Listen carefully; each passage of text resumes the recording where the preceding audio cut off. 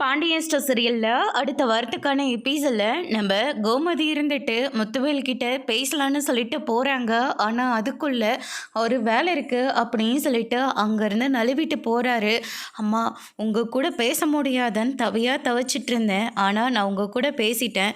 உங்கள் பிறந்த நாளுக்கு வர முடியாதுன்னு நினச்சேன். ஆனால் வந்துட்டேன். இப்போ அண்ணன் கூட பேசணும்னு நினைக்கிறேன். அண்ணன் என் கூட பேசுமா அப்படின்னு சொல்லிட்டு நம்ம கோமதி வந்து கேட்கவும், அண்ணன் உன் கூட பேசுமா, அவன் பேச வைக்க வேண்டியது என்னுடைய பொறுப்பு அப்படின்னு சொல்லிட்டு அப்பத்தான் வந்து சொல்கிறாங்க. அதுக்கு அடுத்து தான் வந்து பார்த்திங்கன்னா நம்ம அம்மாச்சி இருந்துட்டு நேராக முத்துவேல் கிட்ட போகிறாங்க. என் பிறந்த நாளை பரிசாக இந்த நகையெல்லாம் போட்டால் எனக்கு சந்தோஷம் வராதுப்பா.